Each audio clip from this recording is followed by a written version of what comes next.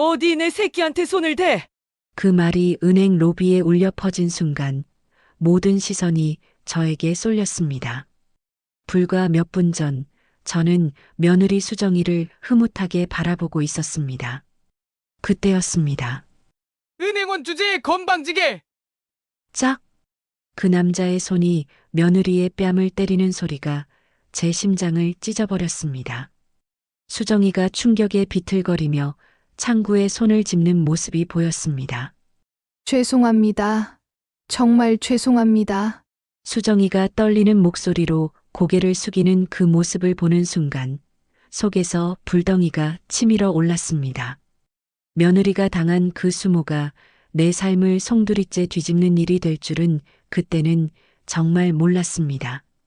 사연 시작 전에 무료로 할 수 있는 구독과 좋아요를 눌러주시면 제게 큰 힘이 됩니다. 안녕하세요. 제 이름은 박정자, 나이는 72입니다.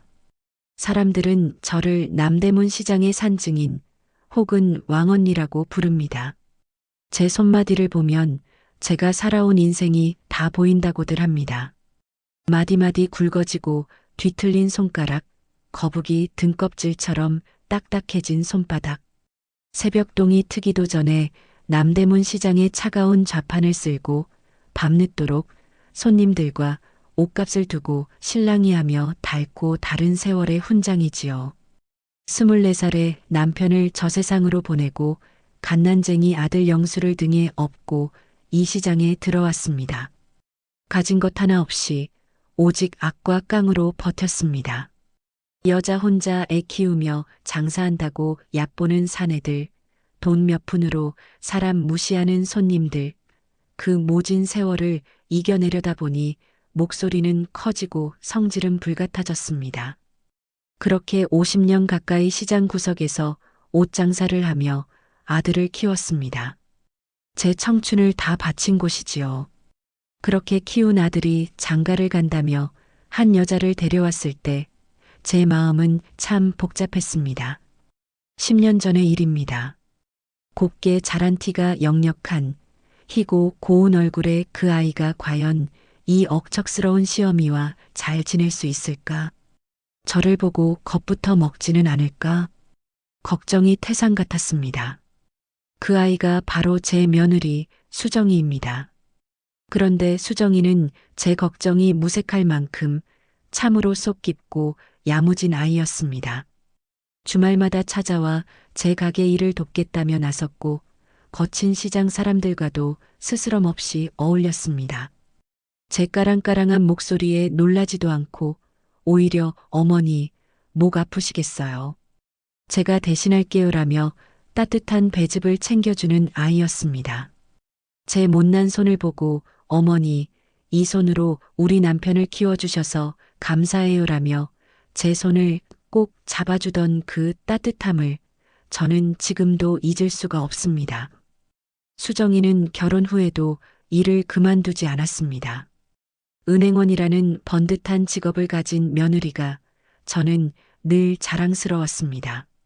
저처럼 고생시키고 싶지 않았는데 굳이 맞벌이를 하겠다고 나서는 며느리가 안쓰러우면서도 대견했습니다. 꼭 젊은 시절 내 모습을 보는 것 같아 마음 한구석이 아릿했지요. 매일 아침 정장을 차려입고 나서는 며느리의 뒷모습을 보며 저는 속으로 빌고 또 빌었습니다. 우리 수정이 밖에서 서러운 일 당하지 않게 해달라고. 아무도 우리 며느리 힘들게 하지 않게 해달라고 말입니다. 그날도 그랬습니다. 며칠 전부터 수정이 얼굴에 그늘이 진 것이 마음에 걸렸습니다. 무슨 일이 있냐고 물어도 그저 피곤해서 그래요. 어머니라고만 답하는 며느리였습니다. 필시 무슨 일이 있는데 속 깊은 아이라 시험이 걱정할까봐 말을 못하는 게 분명했습니다.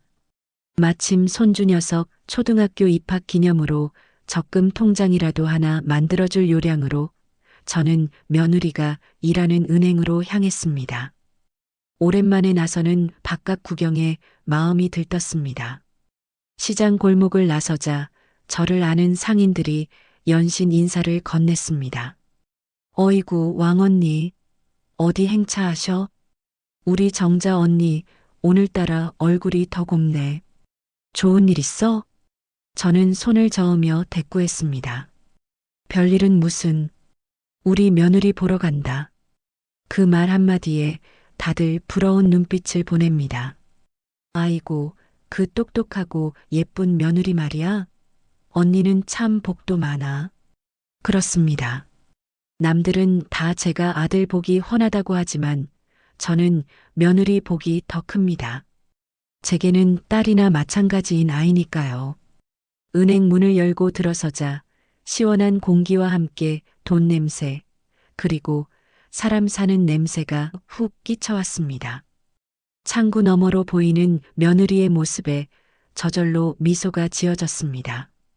유니폼을 단정하게 차려입고 머리를 깔끔하게 올려 묶은 채 손님을 응대하는 모습이 어찌나 예쁘고 대견한지요. 저 아이가 내 며느리다. 온 세상에 자랑하고 싶은 마음이었습니다. 번호표를 뽑고 의자에 앉아 조용히 며느리를 지켜봤습니다. 잠시 손님이 끊긴 틈을 타 수정이가 저를 발견하고는 환하게 웃어 보였습니다. 어서 오시라고 입모양으로 인사를 건네는 그 모습에 제 마음도 따뜻해졌습니다. 그런데 그 평화는 그리 오래가지 않았습니다. 이수정 씨, 이리 좀 와봐. 떡대 좋은 중년 사내 하나가 쩌렁쩌렁한 목소리로 수정이를 불렀습니다. 목에는 번쩍이는 금목걸이를 하고 손가락마다 반지를 주렁주렁 낀 것이 돈 좀 있다고 거들먹거리는 부류의 인간임을 한눈에 알 수 있었습니다. 수정이가 황급히 그 남자에게 달려갔습니다. 부르셨어요, 고객님. 무슨 일? 무슨 일이냐고? 내가 지난번에 말했지. 대출 이자 더 깎아달라고. 너 내 말을 귓등으로 들었어? 내가 누군지 몰라. 남자의 고함 소리에 은행 안의 모든 시선이 그쪽으로 쏠렸습니다. 제 심장이 쿵 하고 내려앉았습니다. 수정이가 잔뜩 주눅이 든 채 고개를 숙였습니다. 죄송합니다, 고객님. 그건 제 선에서 결정할 수 있는 문제가 아니라서요. 지점장님께 다시 한번. 지점장? 지금 나랑 장난해? 내가 이런 문제 때문에 지점장까지 만나야겠어? 너 은행원 주제에 건방지게 누굴 가르쳐? 남자의 폭언은 그칠 줄 몰랐습니다. 수정이의 얼굴은 하얗게 질려갔습니다. 주변 동료들은 모두 딴청을 피우거나 못 본 척 서류만 뒤적이고 있었습니다. 그때 지점장이라는 사람이 허둥지둥 달려 나왔습니다. 저는 당연히 그 지점장이란 사람이 며느리의 편을 들어줄 것이라 생각했습니다. 하지만 제 기대는 산산이 부서졌습니다. 아이고, 최 사장님, 어서 오십시오. 이 친구가 아직 뭘 잘 몰라서 그렇습니다. 뭐하고 있어? 어서 최 사장님께 사과드리지 않고. 지점장은 다짜고짜 수정이만 나무랐습니다. 수정이는 금방이라도 울음을 터뜨릴 것 같은 얼굴로 남자에게 연신 고개를 숙였습니다. 죄송합니다. 제가 잘못했습니다. 죄송합니다. 저는 주먹을 꽉 쥐었습니다. 손톱이 손바닥을 파고드는 아픔도 느껴지지 않았습니다. 적개 같은 인간. 저 인간이 뭔데 내 귀한 며느리에게 저런 수모를 준단 말인가. 당장이라도 달려가 그놈의 멱살을 잡고 싶었지만 며느리의 입장이 곤란해질까봐 꾹 참았습니다. 끓어오르는 분노를 사기며 저는 그저 그 광경을 지켜볼 수밖에 없었습니다. 그 진상 고객, 최 사장이라는 작자는 지점장의 비위를 맞추는 말에 의기양양해져서 한참을 더 소란을 피우다 돌아갔습니다. 그가 사라지고 나서야 은행 안은 다시 평온을 되찾는 듯 했습니다. 하지만 제 마음은 이미 지옥이었습니다. 수정이는 창백한 얼굴로 제게 다가왔습니다. 어머니, 오셨어요. 못 볼 꼴 보여드려서 죄송해요. 애써 웃어 보이는 며느리의 모습에 가슴이 미어졌습니다. 저는 아무 말도 할 수 없었습니다. 그저 수정이의 손을 꼭 잡아주는 것밖에는. 며느리의 손은 얼음장처럼 차갑고 미세하게 떨리고 있었습니다. 그날 저는 손주 녀석의 적금 통장을 만들고 집으로 돌아왔습니다. 하지만 은행에서 봤던 그 광경이 머릿속을 떠나지 않았습니다.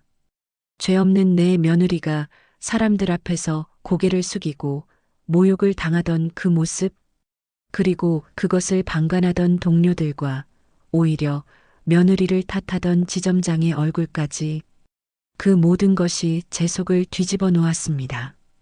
그날 밤 저는 잠을 이룰 수가 없었습니다. 깜빡 잠이 들면 수정이가 울면서 제게 살려달라고 애원하는 꿈을 꾸었습니다. 우리 수정이 저런 일을 당한 게 하루 이틀이 아니었구나.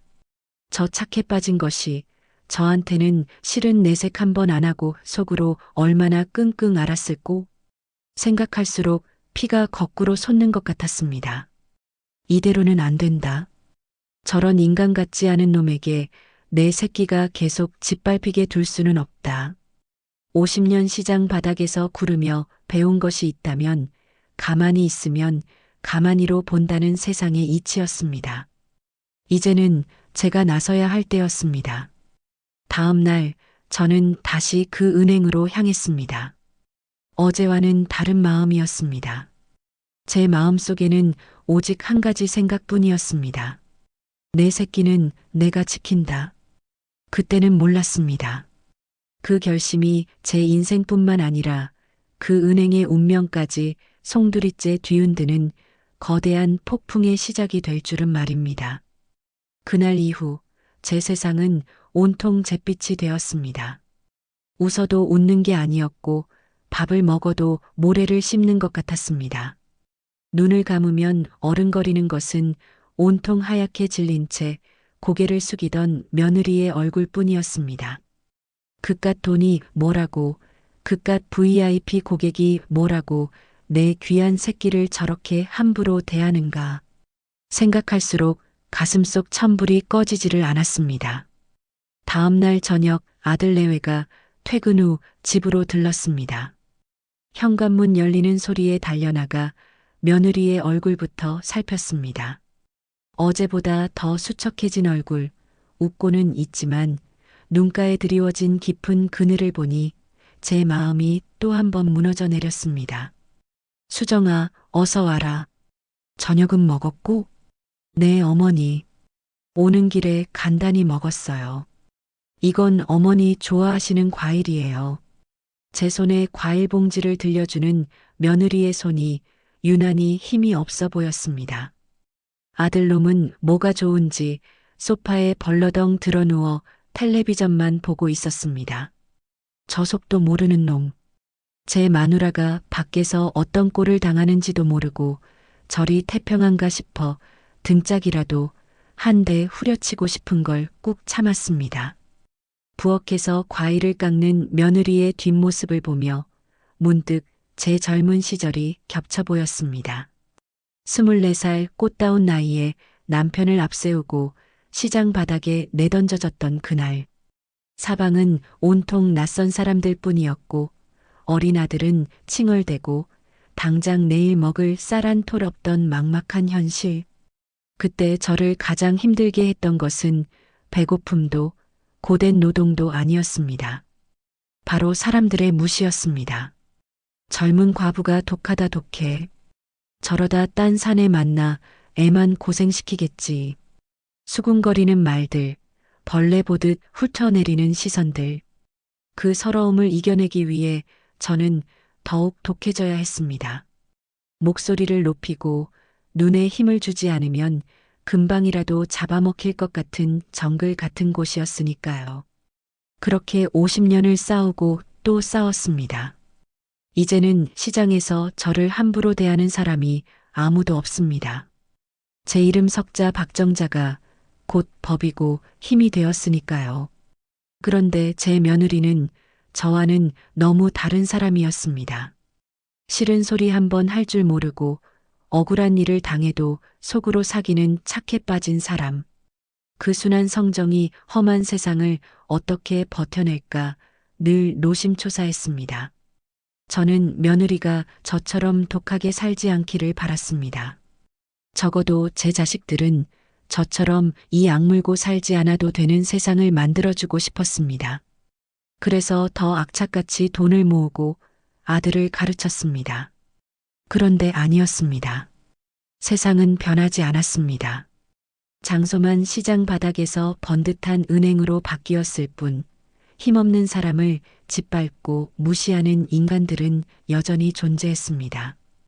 그리고 제 며느리는 바로 그 희생양이 되어 있었습니다. 과일을 깎아내온 수정이가 제 옆에 조심스럽게 앉았습니다. 어머니, 무슨 안 좋은 일 있으세요? 얼굴이 안 좋아 보이세요. 오히려 제 걱정을 하는 며느리의 말에 울컥 하고 눈물이 쏟아질 뻔했습니다. 저는 며느리의 손을 가만히 잡았습니다. 수정아, 어제 많이 힘들었지? 제 말에 수정이의 어깨가 움찔하고 떨렸습니다. 고개를 푹 숙인 채 아무 말이 없었습니다. 그 침묵이 긍정보다 더 아픈 대답이라는 것을 저는 알 수 있었습니다. 아가, 속으로만 끙끙 앓지 말고 나한테라도 다 털어놓아라. 내가 다 들어줄게. 응? 그 최 사장이라는 인간, 어제 오늘 일이 아닌 게지? 얼마나 너를 괴롭혔으면. 어머니, 수정이가 겨우 입을 열었습니다. 목소리는 물기에 젖어 있었습니다. 괜찮아요. 저 정말 괜찮아요. 그냥 제가 조금 더 잘했으면 되는 일인걸요. 고객님 비위 맞춰드리는 것도 제 일이잖아요. 다들 그렇게 일하는데 저만 유난 떨 수 없어요. 그 말을 듣는 순간 제 가슴이 답답하게 꽉 막혀왔습니다. 저 바보 같은 것, 왜 내 잘못이라고 생각하는 것이냐. 잘못한 것은 돈 좀 있다고 사람을 하찮게 여기는 그놈이고 제 식구 하나 지켜주지 못하는 그 빌어먹을 지점장인데 유난이라니. 그게 어찌 유난이란 말이냐. 부당한 걸 부당하다고 말하는 게 왜 유난이야. 맞고도 가만히 있는 게 그게 바보 천치지. 저도 모르게 목소리가 높아졌습니다. 제 격한 반응에 수정이가 더 놀란 듯 어깨를 움츠렸습니다. 아차 싶었습니다. 며느리를 위로해 주려다 오히려 더 상처를 주는 꼴이었습니다. 저는 한숨을 깊게 내쉬며 목소리를 가다듬었습니다. 수정아, 나는 내가 그렇게 참고 사는 거 원치 않는다. 너무 힘들면 그 일 그만두면 안 되겠니? 내가 다 먹여 살릴 수 있어. 우리 영수 버는 것도 있고 내 가게도 아직은 짱짱하다. 내가 그런 꼴 당하면서까지 돈 벌지 않아도 돼. 진심이었습니다. 평생 모은 돈, 이제는 자식들 편하게 살게 해주는데 쓰고 싶었습니다. 제 말에 수정이가 고개를 들어 저를 바라보았습니다. 눈가에는 눈물이 그렁그렁 매달려 있었습니다. 어머니, 마음은 정말 감사하지만 그럴 수는 없어요. 저도 제 일이 있고 제 인생이 있는걸요. 그리고 저까지 그만두면 남편 어깨만 더 무거워지잖아요. 괜찮아요. 조금만 참으면 괜찮아질 거예요. 아마도요. 애써 웃어 보이는 며느리의 마지막 말이 비수처럼 제 가슴에 꽂혔습니다. 아마도요라니. 괜찮아지지 않을 거라는 걸 본인도 알고 있는 것이었습니다. 그런데도 가족을 위해, 남편을 위해 희생하고 참고 있는 것이었습니다. 마치 50년 전 어린 아들을 위해 시장 바닥의 온갖 모욕을 견뎌냈던 저처럼 말입니다. 그 순간 저는 깨달았습니다. 수정이에게 필요한 것은 그저 따뜻한 위로나 일을 그만두라는 말이 아니라는 것을, 며느리에게 필요한 것은 자신을 짓밟는 부당한 현실에 맞서 싸워줄 든든한 내 편이라는 것을 말입니다. 그리고 그 역할을 해줄 사람은 오직 저 박정자뿐이라는 것도. 그날 밤 며느리를 돌려보내고 저는 오랫동안 잠을 이루지 못했습니다. 낡은 통장을 꺼내 들었습니다. 수십 년도 더 된 손때 묻은 통장. 그 안에는 제 청춘과 눈물, 그리고 남대문 시장의 역사가 고스란히 담겨 있었습니다. 이것은 단순한 돈이 아니었습니다. 제가 평생을 바쳐 쌓아 올린 성이자 제 자신을 지키는 무기였습니다. 수정아, 걱정하지 마라. 이 시어미가 너를 괴롭히는 것들 전부 다 가만두지 않을 것이다. 통장을 가슴에 품고 저는 결심했습니다. 더 이상 제 며느리가 눈물 흘리게 두지 않겠다고.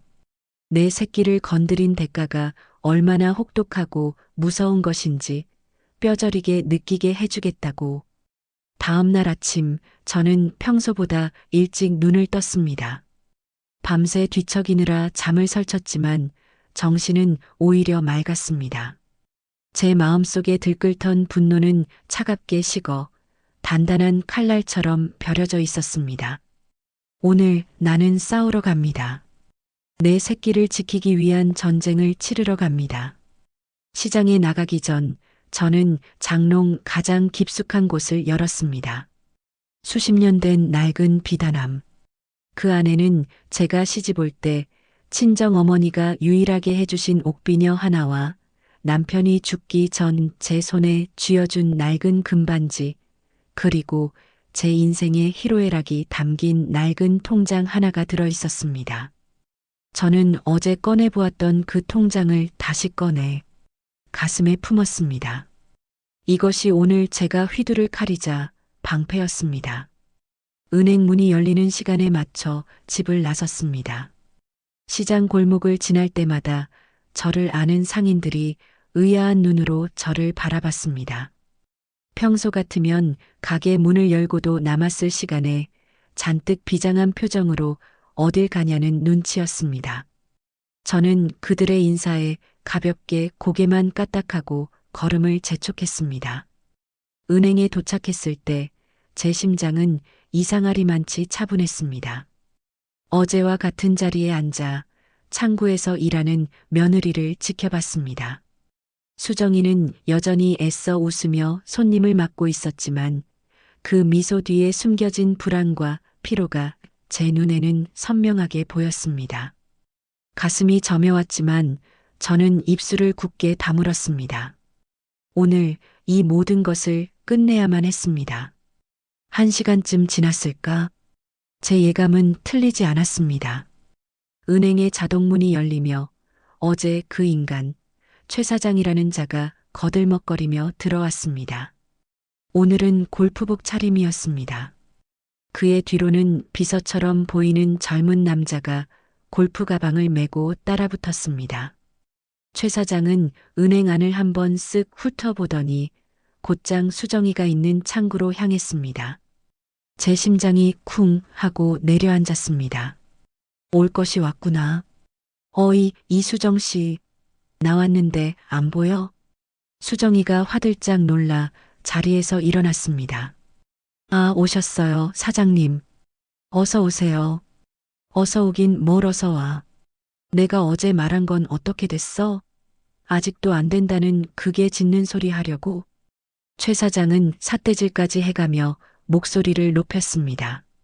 주변의 모든 사람들이 흘끔거리며 그쪽을 쳐다봤습니다. 수정이의 얼굴이 종이장처럼 하얗게 굳어갔습니다. 그게 사장님. 제가 어제 지점장님께 다시 보고를 드렸는데 규정상 정말 어렵다고. 규정? 아, 내가 이 은행에 처박은 돈이 얼만데 나한테 규정을 들먹여? 너 내가 우습게 보여? 최 사장은 창구 테이블을 손바닥으로 쾅 내리쳤습니다. 그 소리에 은행 안의 모든 사람들이 움찔했습니다. 수정이의 어깨는 금방이라도 부서질 듯 작아 보였습니다. 저는 자리에서 벌떡 일어날 뻔했습니다. 하지만 참았습니다. 아직 때가 아니었습니다. 저 인간의 만행이 어디까지 가는지를 이 은행의 모든 사람들이 똑똑히 지켜보게 해야 했습니다. 바로 그때 지점장이라는 사람이 또 허둥지둥 달려나왔습니다. 아이고, 최 사장님, 또 오셨습니까? 아니, 이 친구가 아직도 사장님 심기를 불편하게 해드렸습니까? 이수정 씨, 내가 어제 뭐라고 했어? 최 사장님 일부터 처리해드리라고 했잖아. 김지점장은 어제와 똑같이 며느리만 닥달했습니다. 제 속에서는 이미 불길이 활활 타오르고 있었습니다. 저 인간은 지점장이라는 자가 제 직원을 보호할 생각은 눈곱만큼도 없고 오직 돈 있는 놈 비위 맞출 생각밖에 없구나. 저런 놈 밑에서 내 며느리가 그동안 얼마나 많은 서름을 당했을까. 최 사장은 김지점장의 아첨에 더욱 기고만장해졌습니다. 그는 턱으로 수정이를 가리키며 말했습니다. 김지점장, 당신 직원 교육 똑바로 시켜.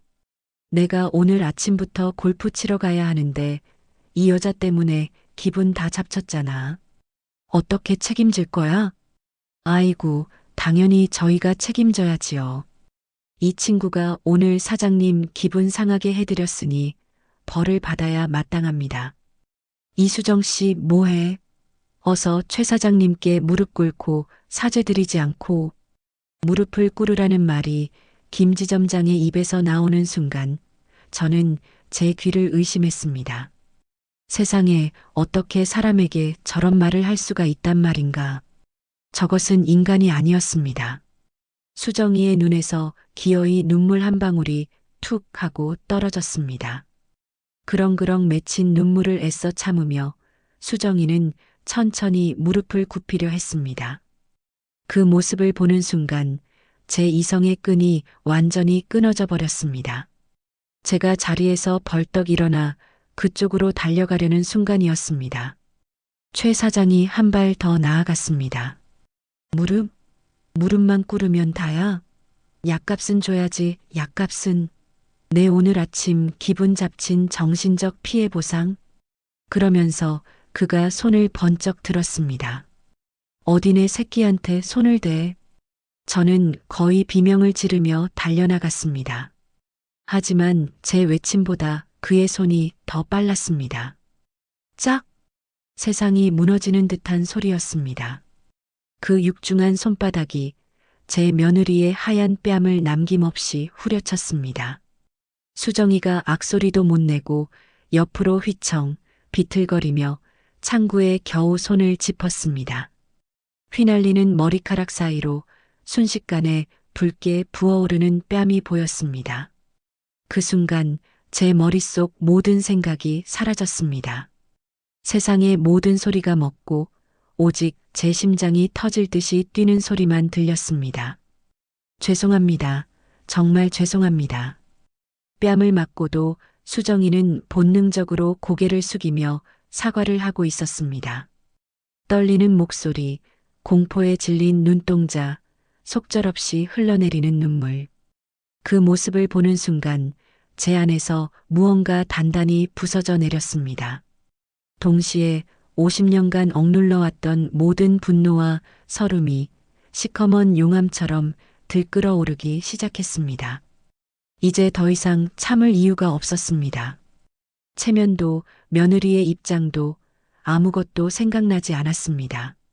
저 짐승만도 못한 인간들과 이 썩어 빠진 세상을 내 손으로 전부 뒤집어 엎어야 했습니다. 저는 가슴에 품고 있던 낡은 통장을 꺼내 들었습니다. 그리고 은행 로비가 쩌렁쩌렁 울리도록 제 평생의 분노를 담아 소리쳤습니다. 이게만도 못한 놈들아. 너희들 오늘 다 죽었어. 제 목소리가 아니었습니다. 제 가슴 깊은 곳 50년 묵은 한이 뭉치고 뭉쳐 터져 나오는 짐승의 울부짖음이었습니다. 그 고함 한 방에 은행 로비의 모든 공기가 날카로운 유리 파편처럼 얼어붙었습니다.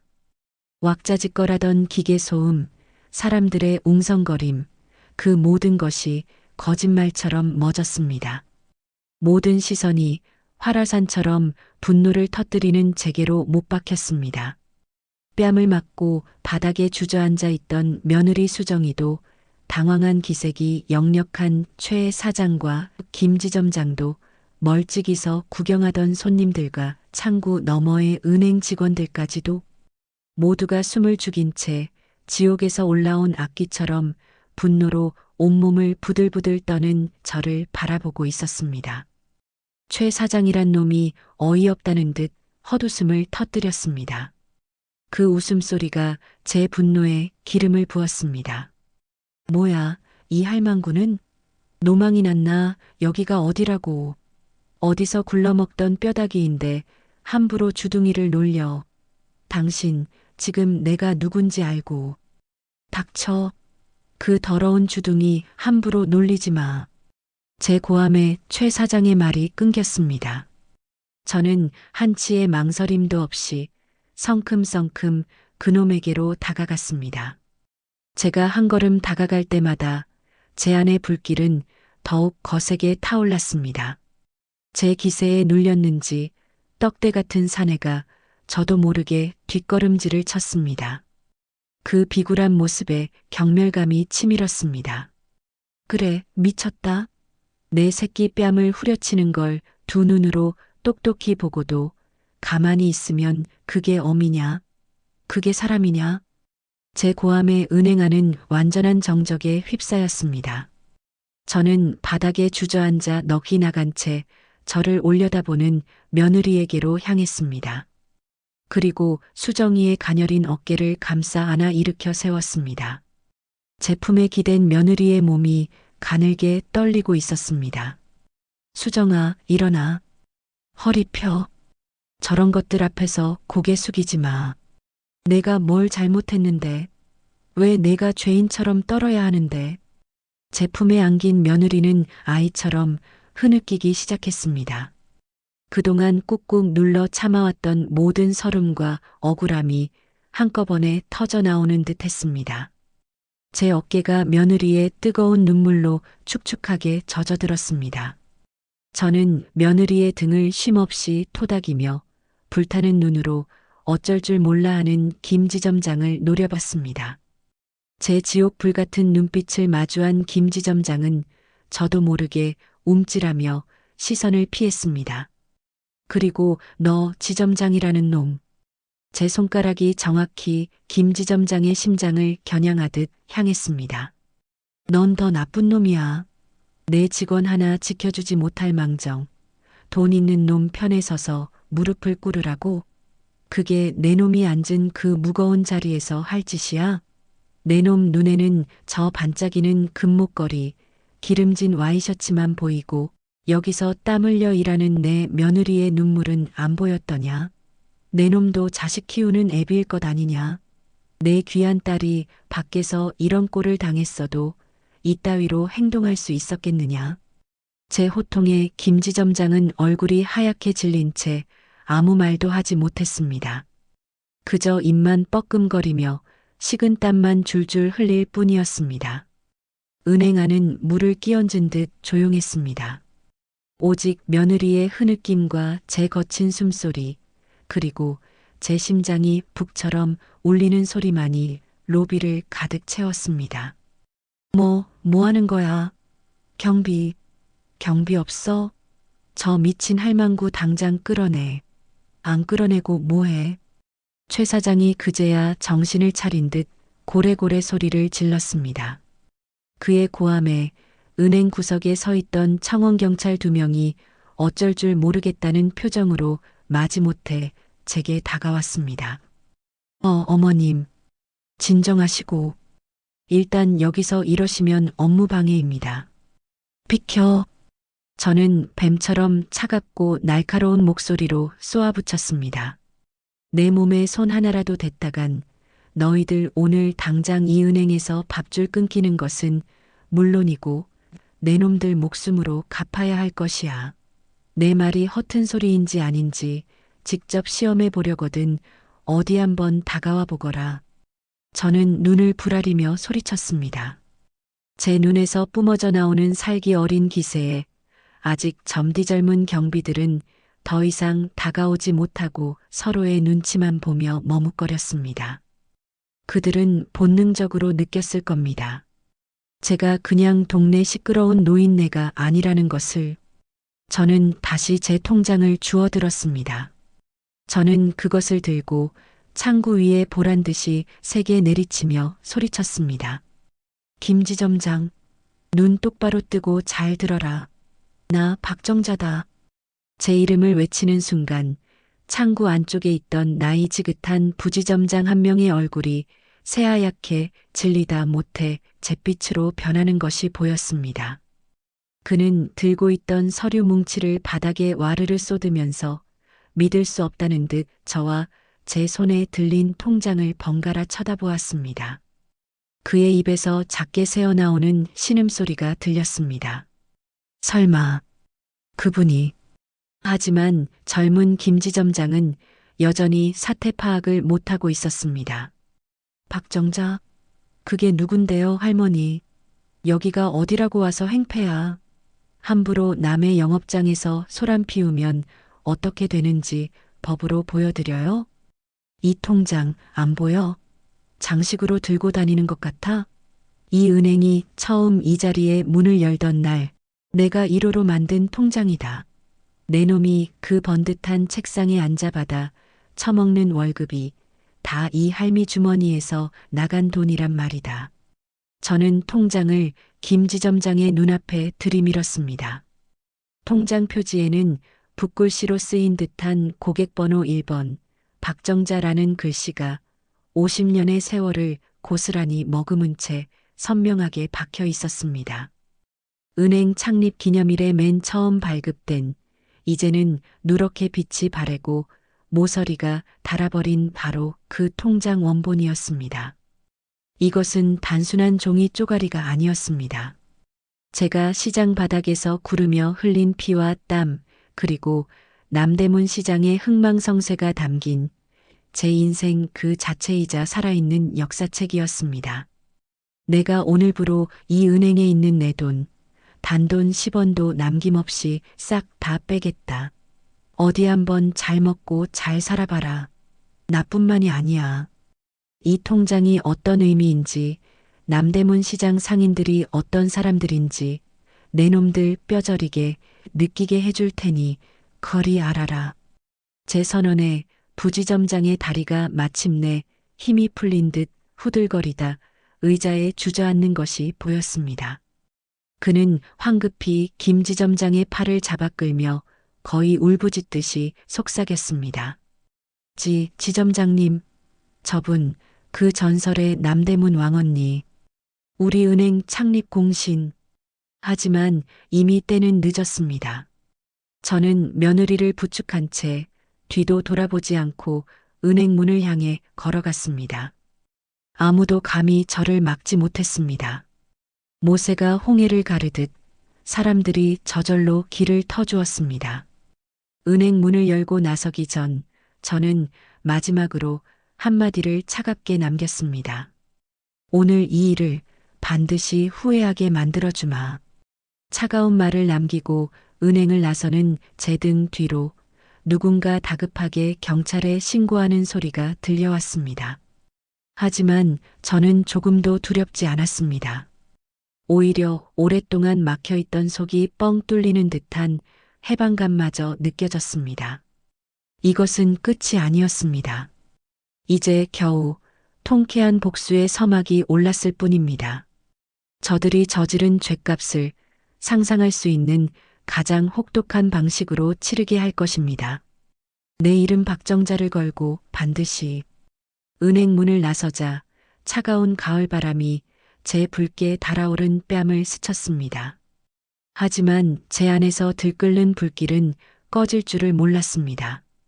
제 품에 안겨 가늘게 떨고 있는 며느리 수정이를 부축하며 저는 비틀거리는 걸음으로 시장을 향해 걸었습니다. 제 머릿속은 오직 한 가지 생각뿐이었습니다. 저들을 이대로 둘 수 없다.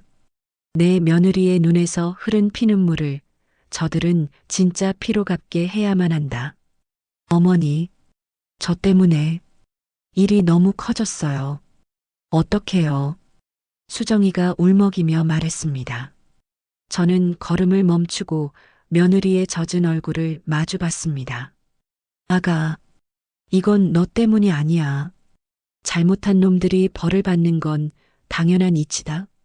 아무 걱정 말고 오늘은 집에 가서 푹 쉬어라. 나머지는 이 시어미가 다 알아서 할 것이니. 저는 지나가던 택시를 잡아 세워 며느리를 태워보냈습니다. 멀어져가는 택시를 보며 저는 굳게 담은 입술새로 나지막이 의졸였습니다. 걱정 마라 아가. 이 시어미가 내가 다시는 저런 수모를 겪지 않도록 저것들의 뿌리를 송두리째 뽑아버릴 것이니. 저는 제 가게로 돌아가지 않았습니다. 대신 시장 중앙에 위치한 남대문 상인의 사무실로 향했습니다. 제 발걸음 소리에 제 얼굴에 서린 살기에 길을 지나던 상인들이 저마다 수군거리며 길을 비켜주었습니다. 왕언니 얼굴 좀 봐. 무슨 일 났나 봐. 저 눈빛, 20년 전 가게 뺏으러 온 용역 깡패들 쫓아낼 때 그 눈빛인데. 상인의 사무실 문을 박차고 들어서자 안에서 한가롭게 장기를 두던 상인회장과 임원들이 화들짝 놀라 저를 쳐다봤습니다. 아니, 박 여사님, 이 시간에 어쩐 일이십니까? 평생 남대문에서 잔뼈가 굵은 강철 심장을 가졌다는 상인회장마저 제 기세에 눌려 말을 더듬었습니다.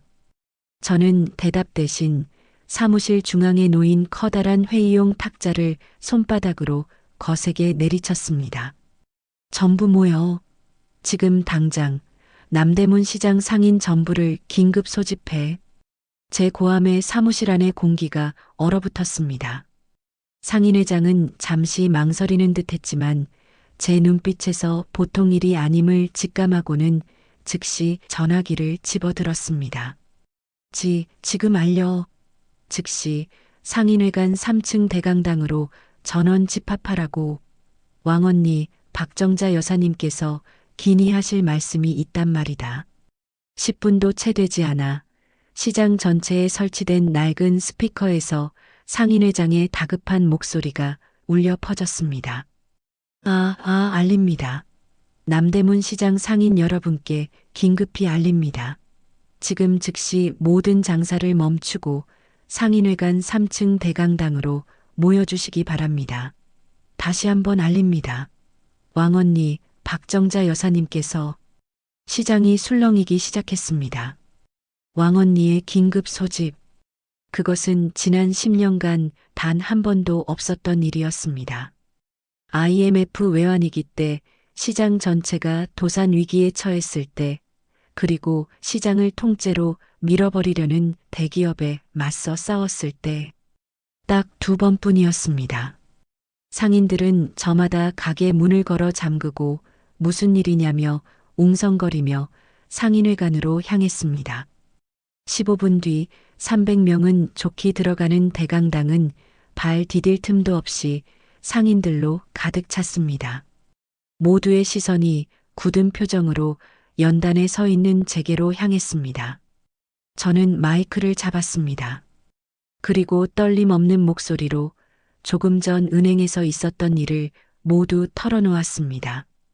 제 며느리가 어떤 부당한 대우를 받았는지, 그 최 사장이라는 놈이 어떤 만행을 저질렀는지, 그리고 그 김지점장이라는 자가 어떻게 자기 직원 대신 돈 있는 놈의 편에 섰는지, 마지막으로 제 며느리가 그 수많은 사람들 앞에서 뺨을 맞고 무너지던 그 순간까지.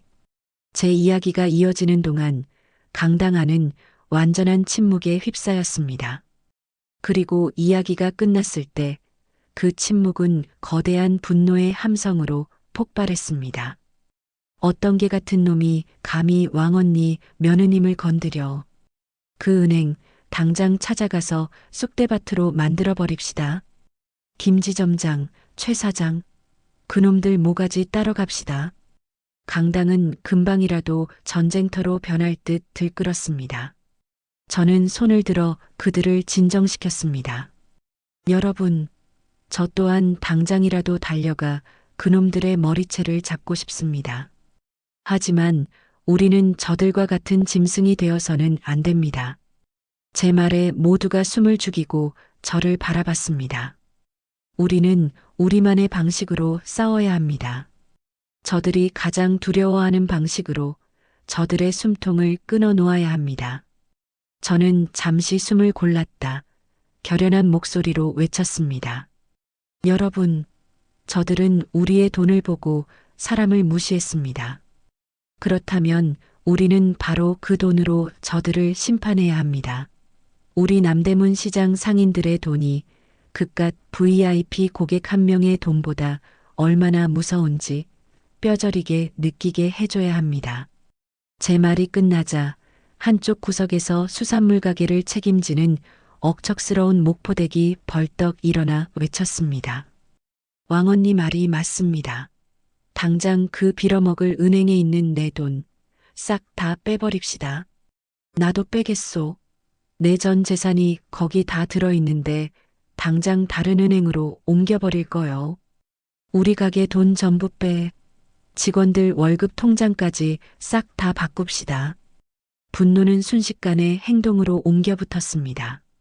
상인들은 너도 나도 통장과 도장을 챙기기 위해 흩어졌습니다. 상인회장은 제게 다가와 떨리는 목소리로 물었습니다. 박 여사님, 정말 괜찮으시겠습니까? 일이 너무 커지는 것 아닙니까? 저는 그를 차갑게 바라보며 말했습니다. 이 회장, 저들이 먼저 우리를 건드렸소. 남대문 상인의 자존심을 짓밟았단 말이오. 전쟁을 시작한 것은 저들이니 끝을 보는 것은 우리가 될 것이오. 30분 뒤 저는 수백 명의 상인들을 이끌고 다시 그 은행으로 향했습니다. 손에는 저마다 통장과 도장을 들고 있었습니다. 그것은 단순한 예금 인출 행렬이 아니었습니다. 힘없는 서민들이 거대한 자본의 폭력에 맞서기 위해 나선 거대한 저항의 행군이었습니다. 수백 명의 상인들이 은행으로 향하는 모습은 마치 거대한 강물이 둑을 넘어 범람하는 것과 같았습니다. 흙먼지 날리는 시장 골목을 평생 지켜온 투박한 손들이 이제는 통장과 도장을 굳게 쥐고 있었습니다. 평생을 묵묵히 제자리에서 장사만 하던 사람들이었지만 한번 뭉치니 그 기세는 천군만마와도 같았습니다. 우리의 발걸음 소리가 남대문 시장 전체를 뒤흔드는 거대한 함성처럼 울려 퍼졌습니다.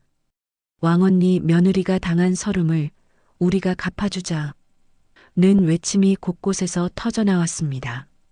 은행 앞은 순식간에 아수라장이 되었습니다. 우리가 도착하기 전 이미 소식을 들은 몇몇 방송사 기자들까지 몰려와 카메라를 들이대고 있었습니다.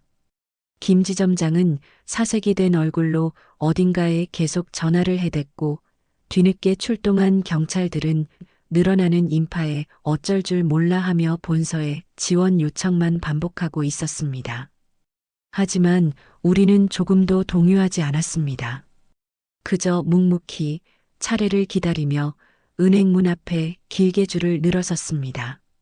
예금을 인출하고 대출을 상환하고 모든 거래를 끊으려는 사람들의 줄은 은행을 한 바퀴 휘감고도 모자라 건너편 상가까지 이어졌습니다. 그 끝이 보이지 않는 행렬은 그 자체로 거대한 시위이자 침묵의 경고였습니다. 은행 안은 그야말로 아비규환이었습니다. 번호표 기계는 이미 종이가 동난 지 오래였고 사람들은 순서 없이 창구로 몰려들었습니다. 내 돈 내놔. 당장 내놓으라고. 이딴 식으로 장사하는 은행에 내 피 같은 돈 단돈 10원도 맡길 수 없어. 창구 직원들은 쏟아지는 해지 요청과 고성에 정신을 차리지 못했습니다. 통장을 내던지며 고함치는 사람, 이 기회에 대출금을 전부 다른 은행으로 옮기겠다며 서류를 요구하는 사람, 당장 지점장 나오라며 직원들의 멱살이라도 잡을 듯 달려드는 사람들로 은행은 완벽한 마비 상태에 빠졌습니다.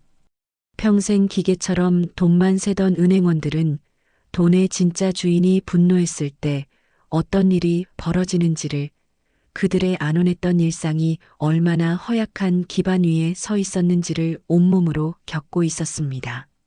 저는 그 모든 광경을 은행 건너편에 있는 찻집 2층 창가에 앉아 조용히 내려다보고 있었습니다. 제 옆에는 상인회장과 임원 몇몇이 함께 앉아 쉴 새 없이 울리는 휴대폰을 붙잡고 시시각각 변하는 상황을 제게 보고했습니다.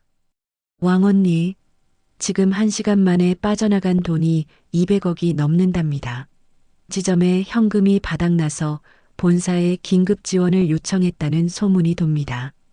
방금 들은 소식인데 은행 본사에서 감찰팀이 아니라 부행장급 임원이 직접 이쪽으로 오고 있다고 합니다. 김지점장이란 놈은 아까부터 계속 언니를 찾고 난리랍니다. 전화를 안 받으니 시장을 다 뒤지고 다닌다고 합니다. 저는 그저 말없이 고개만 끄덕였습니다. 뜨거운 찻잔을 든 제 손은 조금도 떨리지 않았습니다. 제 눈에는 은행의 혼란스러운 모습이 아닌 뺨을 맞고 쓰러지던 며느리의 얼굴만이, 그 속절없이 흐르던 눈물만이 어른거렸습니다. 이 정도로는 부족하다. 아직 멀었다. 저들이 내 며느리에게 준 모욕과 상처에 비하면 이 정도의 금전적 손실은 아무것도 아니었습니다. 저들은 돈보다 더 귀한 한 사람의 인격과 자존심을 짓밟았습니다.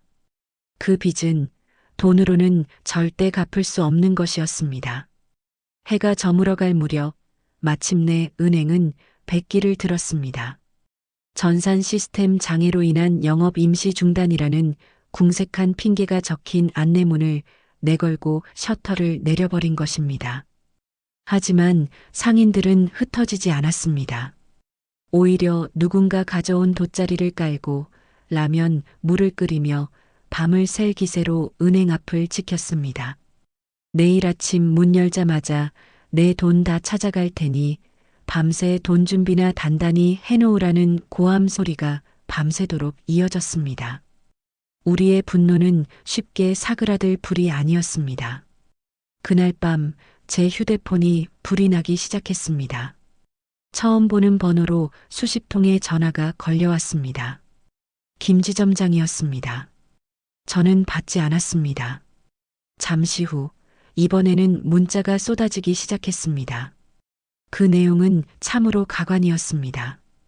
박정자 여사님, 제가 정말 죽을 죄를 지었습니다. 한 번만 만나 주십시오. 제가 사람 보는 눈이 없었습니다. 무릎 꿇고 사죄드리겠습니다. 평생 여사님의 종으로 살겠습니다.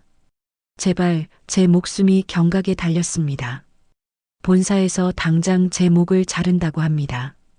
제게는 처자식도 있습니다. 제발 선처를. 그 비굴하고 역겨운 문자에 헛웃음이 나왔습니다. 제 며느리가 무릎을 꿇어야 한다던 그 주둥이로 이제는 자신이 무릎을 꿇겠다니. 제 며느리에게도 똑같이 있는 처자식을 그는 왜 그때는 생각하지 못했을까? 참으로 이기적이고 가소로운 인간이었습니다. 저는 그 모든 문자를 무시하고 제 아들 영수에게 전화를 걸었습니다. 영수야, 내 처 수정이 좀 어떻더냐? 어머니, 수정이 계속 울기만 해요. 밥도 안 먹고 무슨 일이 있었는지 말을 안 해줘요. 그런데 어머니, 지금 텔레비전 뉴스에 수정이네 은행 이야기가 나와요. 이게 다 무슨 일이에요? 어머니가 하신 거예요? 아들의 다급한 목소리에 가슴이 아팠지만 지금은 모든 것을 말해줄 수 없었습니다. 아니다. 별일 아니다. 그저 세상 무서운 줄 모르는 것들에게 인생의 쓴맛이 어떤 것인지 조금 가르쳐주는 중이다. 너는 다른 생각 말고 수정이 곁이나 잘 지키고 있거라. 내일이면 내 처가 다시 웃을 수 있게 될 것이다. 전화를 끊고 저는 창밖을 내다보았습니다. 여전히 불이 환하게 켜진 은행과 그 앞을 메운 시장 상인들의 모습이 보였습니다. 저들은 단순한 상인이 아니었습니다. 50년 세월을 함께 울고 웃으며 버텨온 피를 나눈 형제보다 더 짙은 정으로 뭉친 제 가족이었습니다. 그리고 저 은행은 이제 우리의 공공의 적이 되었습니다. 다음 날 아침 동이 트자마자 저는 상인의 사무실로 향했습니다. 제 예상대로 김지점장이 퀭한 얼굴로 사무실 입구에서 저를 기다리고 있었습니다. 밤새 한숨도 자지 못한 듯 그의 얼굴은 잿빛이었고 어제보다 더 늙어 보였습니다. 값비싼 양복은 구겨질 대로 구겨져 마치 상갓집에서 밤을 샌 사람 같았습니다. 저를 보자마자 그는 땅바닥에 그대로 무릎을 꿇었습니다. 여사님, 제가 정말 죽을 죄를 지었습니다. 제가 미쳤었나 봅니다. 제발 이쯤에서 거두어 주십시오. 김지점장은 제 바짓가랑이라도 붙잡을 기세로 울며 애원했습니다. 사무실로 출근하던 상인들이 그 모습을 보고는 저마다 혀를 차며 침을 뱉었습니다. 꼴 좋다, 저놈. 어디 왕언니 앞에서만 무릎을 꿇어? 우리 수정이 씨한테도 가서 꿇어야지. 저는 차가운 시선으로 무릎 꿇은 그를 내려다봤습니다. 일어나라. 내 놈의 더러운 무릎 따위 보고 싶지 않다. 제 말에 김지점장은 어쩔 줄 몰라 하며 고개를 들었습니다. 네, 여사님. 너는 아직도 내가 뭘 잘못했는지 모르는구나. 네. 내가 지금 용서를 빌어야 할 사람은 내가 아니다. 내 놈의 그 더러운 손과 주둥이로 씻을 수 없는 모욕을 당한 내 며느리다. 저는 싸늘하게 말했습니다. 그리고 용서? 내가 왜 그래야 하지? 내 놈이 내 며느리의 찢어지는 가슴은 외면하고 그저 돈 있는 놈 편에 섰던 것처럼 나도 똑같이 말해주마. 내 마음이 그래서 안 되겠다. 내 며느리 눈에서 피눈물 나게 한 대가를 너는 내 목으로 그리고 내 남은 인생 전부로 치러야 할 것이다.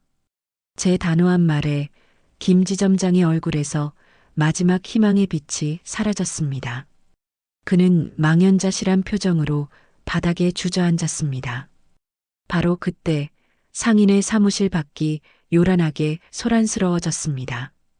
값비싼 검은색 세단 여러 대가 좁은 시장 골목을 비집고 들어와 멈춰 섰고 그 차에서 내린 검은 양복의 사내들이 사람들을 해치며 길을 열었습니다. 그리고 마침내 가장 안쪽 차에서 머리가 희끗희끗한 그러나 눈빛 많은 형형하게 살아있는 중년의 신사 한 명이 내렸습니다. 그는 굳은 표정으로 망연자실에 있는 김지점장을 한심하다는 듯 쳐다본 뒤 곧장 저에게로 다가와 깊이 허리를 숙였습니다. 제가 이 은행의 은행장입니다. 박정자 여사님, 늦게 찾아뵈어 죄송합니다. 머리가 희끗희끗한 신사, 자신을 은행장이라 밝힌 남자의 목소리는 낮고 차분했지만 그 안에는 애써 감춘 다급함이 묻어 있었습니다. 그의 등장에 소란스럽던 상인의 사무실 앞이 순간 조용해졌습니다. 사람들은 저와 은행장을 번갈아 보며 앞으로 벌어질 일에 대해 숨을 죽이고 지켜봤습니다.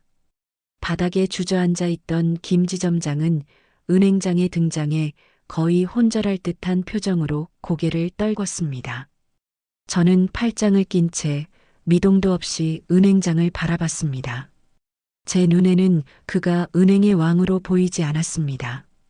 그저 제 며느리의 가슴에 대못을 박은 저 썩어 빠진 조직의 우두머리일 뿐이었습니다. 이제야 행차하셨구려. 나는 또 이 남대문 시장이 통째로 망해야 그 높은 얼굴 한번 볼 수 있나 했지. 제 비아냥 섞인 말에 은행장의 얼굴이 순간 굳어졌지만 그는 곧 표정을 갈무리하고 다시 한번 깊이 고개를 숙였습니다. 송구스럽기 그지없습니다. 저희 직원의 불찰과 미숙한 고객 응대로 인해 박정자 여사님과 가족분께 씻을 수 없는 상처를 드린 점 은행을 대표하여 진심으로 머리 숙여 사죄드립니다. 그의 사과는 정중했지만 제 마음을 움직이기에는 턱없이 부족했습니다. 사죄? 그 입으로만 하는 사죄 나는 안 봤소. 저는 싸늘하게 잘라 말했습니다. 당신네 은행이 내 며느리에게 한 짓은 그저 불찰이나 미숙한 응대 따위가 아니야. 그건 명백한 폭력이고 인격살인이었어. 당신은 아직도 사태의 본질을 모르고 있구만. 여사님, 내 말을 끊지 마시오. 제 목소리에 실린 서슬에 은행장은 입을 다물었습니다. 당신이 지금 사과해야 할 사람은 내가 아니라고 했을 텐데. 내 며느리 이수정. 그 아이에게 직접 모든 사람이 보는 앞에서 진심을 담아 사죄하시오. 그것이 내 첫 번째 요구 조건이요. 알겠습니다. 당연히 그래야지요. 따님을, 아니, 며느님을 모셔오겠습니다. 아니, 내가 부를 것이요. 저는 휴대폰을 꺼내 아들에게 전화를 걸었습니다. 영수야, 지금 당장 수정이 데리고 상인회관 앞으로 오너라. 15분 뒤 아들의 부축을 받으며 나타난 수정이는 이 모든 광경에 어쩔 줄 몰라 하며 잔뜩 겁에 질린 얼굴이었습니다. 수백 명의 시장 사람들과 기자들, 그리고 은행의 가장 높은 사람까지 자신을 기다리고 있는 이 상황이 그녀에게는 감당하기 힘든 무게였을 겁니다. 수정이는 제게 다가와 거의 울먹이며 속삭였습니다. 어머니, 제발, 이제 그만해요. 저는 그런 며느리의 손을 따뜻하게 잡아주며 말했습니다. 아가, 고개 들어. 오늘은 내가 눈물 흘리는 날이 아니다. 저들이 내 앞에 무릎 꿇고 눈물로 용서를 비는 날이야. 은행장은 수정이를 보자 다시 한번 깊이 허리를 숙였습니다. 이수정 대리, 정말 미안합니다. 내가 우리 은행의 모든 임직원을 대표하여 우리 직원인 이 대리에게 진심으로 사죄합니다. 우리가 마땅히 보호했어야 할 우리 직원을 외부의 부당한 폭력으로부터 지켜주지 못한 점 100번 1000번을 사과해도 모자랄 것입니다. 은행의 수장으로서 이 모든 사태의 책임을 통감합니다. 부디 내 사과를 받아주길 바랍니다. 은행장의 진심 어린 사과에 수정이의 눈에서 다시 눈물이 흘러내렸습니다. 하지만 이번 눈물은 어제의 서러움과 공포의 눈물이 아니었습니다. 그동안 겪었던 아픔과 억울함을 위로받는 안도의 눈물이었습니다. 저는 그 모습을 지켜보다가 다시 입을 열었습니다. 은행장, 그걸로 끝이라고 생각하면 아주 큰 오산이야. 네, 여사님, 말씀하십시오. 어떤 처분이든 달게 받겠습니다. 둘째, 내 며느리에게 손찌검을 한 최 사장이란 놈. 그놈은 당신네 은행의 VIP 고객이라고 했지? 나는 그놈이 우리 며느리에게 한 짓과 똑같이 모든 사람이 보는 앞에서 뺨을 맞고 내 며느리 발치에 무릎 꿇고 용서를 빌기를 바라오. 당신네 은행이 직접 그놈을 이 자리로 끌고 와. 만약 못하겠다면 당신네 은행도 그놈과 한패라는 걸 인정하는 걸로 알겠소. 제 요구에 은행장의 얼굴이 난감함으로 물들었습니다. 고객에게 그런 요구를 하는 것은 은행으로서 상상하기 힘든 일이었을 겁니다. 하지만 그는 잠시 고민하더니 비서에게 무언가 지시를 내렸습니다. 알겠습니다. 그렇게 하겠습니다. 저희 은행은 어떤 고객이라도 인간의 존엄성을 짓밟는 행위는 절대 용납하지 않습니다. 셋째, 저는 말을 이었습니다. 내 며느리를 사지로 내몬 저 김지점장. 저자는 어떻게 할 생각이요? 제 손가락이 바닥에 주저앉아 있는 김지점장을 향했습니다. 김지점장은 이제 거의 실신 직전의 얼굴이었습니다. 은행장은 한치의 망설임도 없이 대답했습니다. 김지점장은 오늘부로 즉시 파면 조치하겠습니다. 그리고 저희 은행은 영원히 그 어떤 형태로도 그를 재고용하는 일은 없을 것입니다. 또한 이번 사태의 책임을 물어 관련 임원들 역시 엄중히 징계하겠습니다. 은행장의 단호한 선언에 상인들 사이에서 와하는 함성이 터져 나왔습니다. 속이 다 시원하다는 듯 박수를 치는 사람도 있었습니다. 마지막으로 저는 제 가슴에 품고 있던 낡은 통장을 꺼내 보였습니다. 그리고 가장 중요한 것, 내 며느리 이수정 대리 말이요. 제 목소리에 장내의 모든 시선이 다시 한번 집중되었습니다. 은행장은 긴장한 표정으로 저를 바라봤습니다. 이 일로 인해 내 며느리가 은행 안에서 단 하나의 불이익이나 따돌림이나 불편한 시선조차 받아서는 안 될 것이요. 오히려 당신네 은행이 이번 일로 상처받은 내 며느리의 마음을 어떻게 치유하고 더 당당하게 일할 수 있도록 보호하는지를 직접 보여야 할 것이야. 피해자를 어떻게 끌어안는지를 보여주는 것이야말로 당신네의 진정한 반성을 증명하는 길이 아니겠소. 은행장, 내 며느리의 미래까지 당신이 직접 책임지고 약속하시겠소? 제 단호한 요구에 은행장은 잠시의 망설임도 없이 오히려 기다렸다는 듯이 대답했습니다. 여사님, 당연한 말씀이십니다. 그것이야말로 제가 가장 먼저 약속드렸어야 할 부분이었습니다.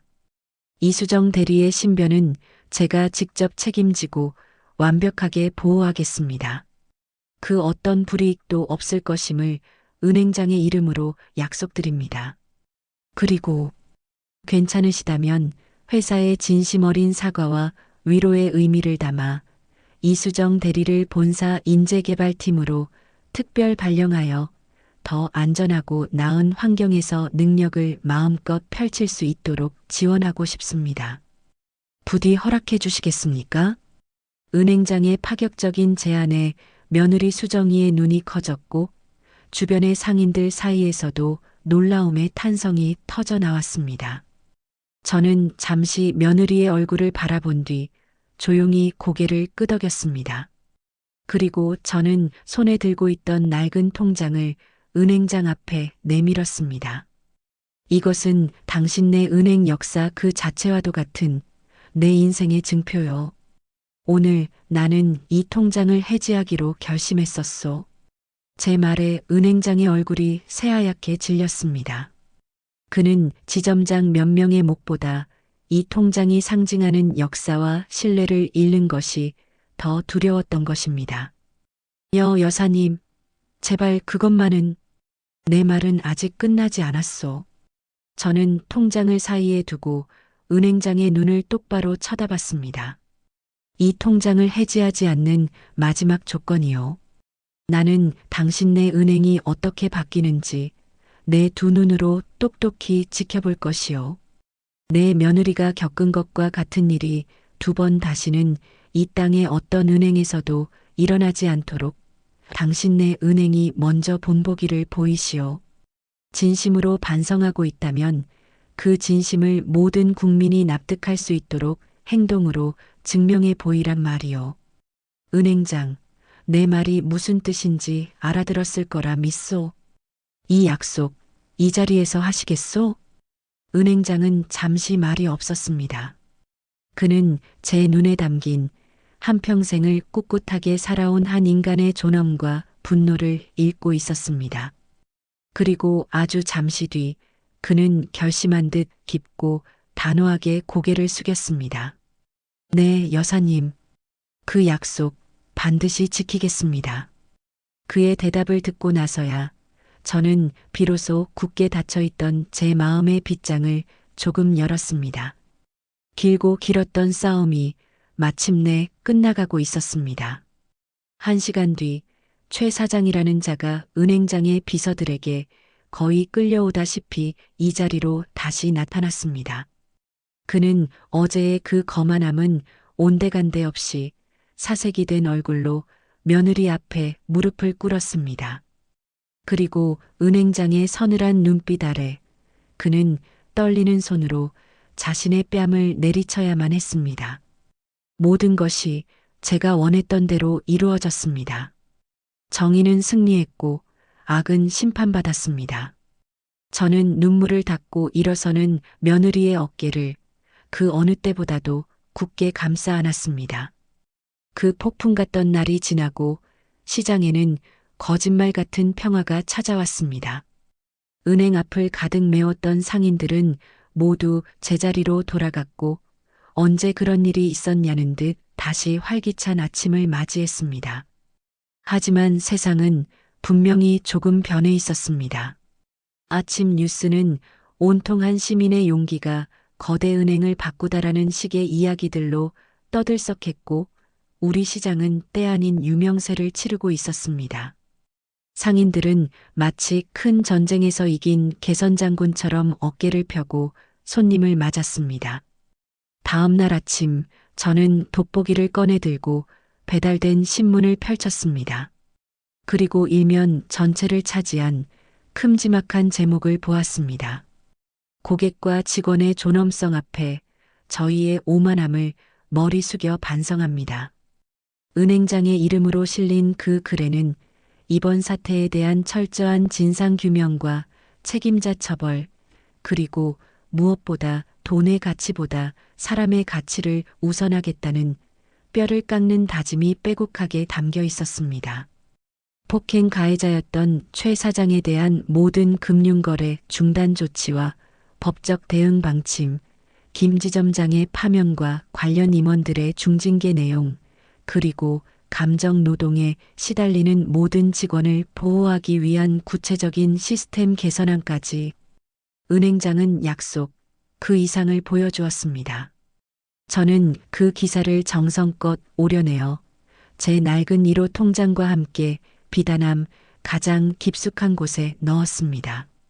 비로소 길고 길었던 싸움이 명예롭게 끝났음을 실감했습니다. 며칠 뒤 수정이는 본사 인재개발팀으로 첫 출근을 했습니다.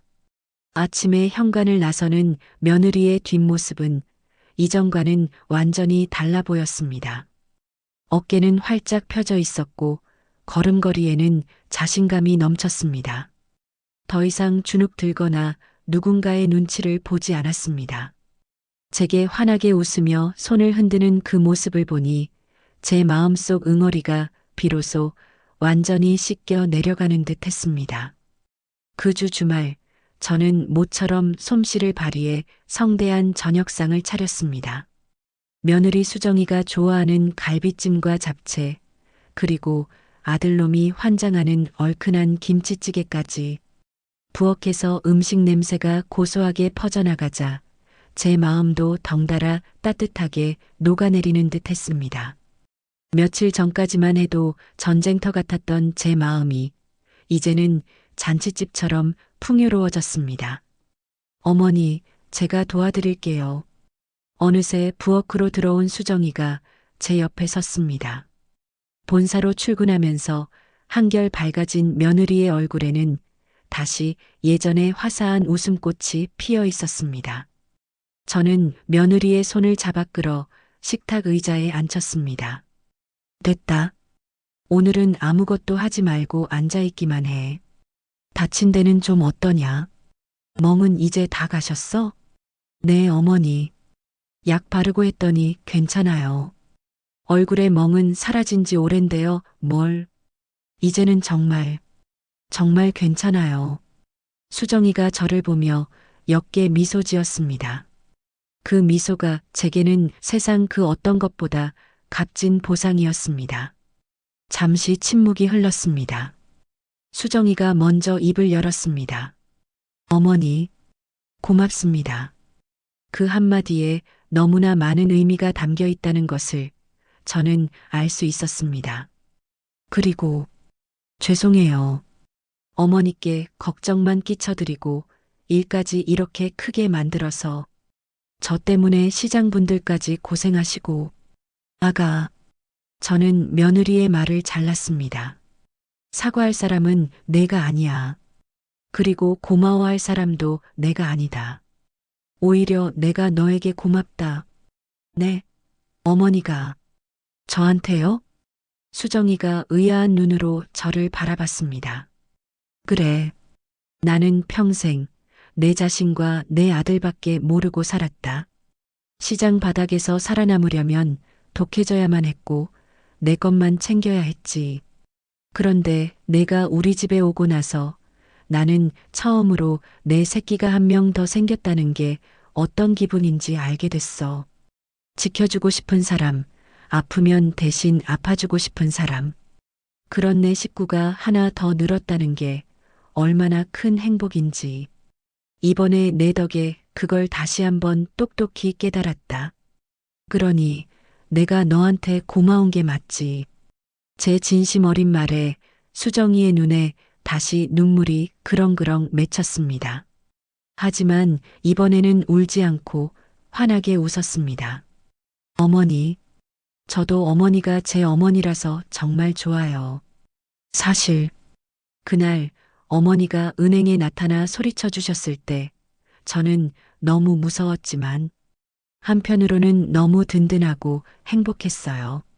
세상에 내 편이 있다는 게 이렇게 힘이 되는 줄 몰랐어요. 그 말 한마디에 지난 며칠간 제 마음을 짓누르던 모든 피로와 분노가 눈 녹듯이 사라졌습니다. 그렇습니다. 우리에게 필요했던 것은 거창한 승리가 아니었습니다.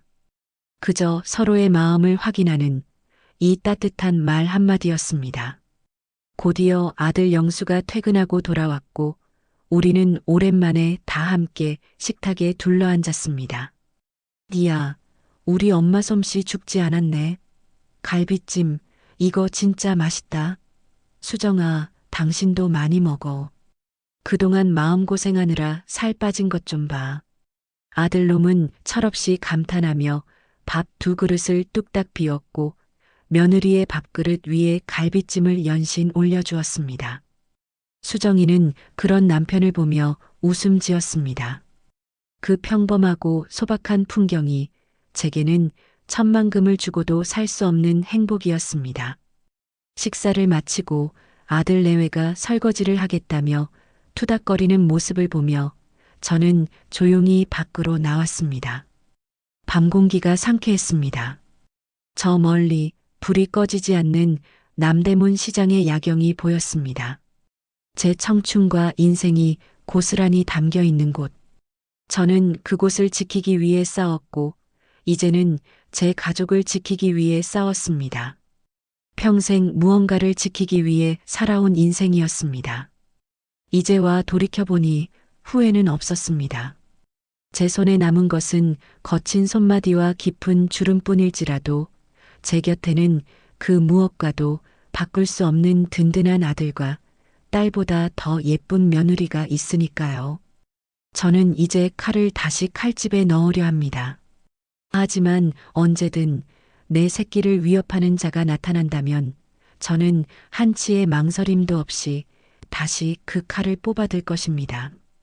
그것이 저 박정자의 삶의 방식이고 이 땅의 모든 어머니들의 변치 않는 마음일 테니까요. 차가운 바람이 뺨을 스치자 며칠 전 그날이 떠올랐습니다. 하지만 이제는 더 이상 아프지 않습니다. 그날의 상처는 우리 가족을 더욱 단단하게 만들어준 귀한 훈장이 되었으니까요. 집안에서 들려오는 아들과 며느리의 웃음소리를 들으며 저는 조용히 미소 지었습니다. 그렇습니다. 이것이 바로 제가 평생을 바쳐 지켜온 진짜 내 세상이었습니다. 오늘 이야기는 부당한 세상에 맞선 한 평범한 어머니의 위대한 용기가 세상을 어떻게 바꿀 수 있는지 보여주고 있습니다. 우리 주변에는 여전히 돈과 권력의 무게 앞에 억울한 눈물을 삼켜야 하는 수많은 이수정이 있습니다. 그리고 그 모습을 보며 내 자식 일처럼 가슴 아파하는 수많은 박정자 여사님들이 계십니다. 어쩌면 우리는 너무 쉽게 체념하고 원래 세상은 그런 거야라며 고개 숙여왔는지도 모릅니다. 하지만 오늘 이야기는 우리에게 묻고 있습니다. 내 사람이 부당한 일을 당했을 때 우리는 무엇을 해야 하는가에 대해서 말입니다. 오늘 이야기가 불의에 맞서는 용기, 그리고 내 가족을 지키려는 사랑의 힘을 다시 한번 생각하는 계기가 되었으면 좋겠습니다. 여러분의 하루가 정의로운 용기와 따뜻한 사랑으로 가득하길 바랍니다. 채널 구독과 좋아요도 잊지 말고 꼭 부탁드립니다.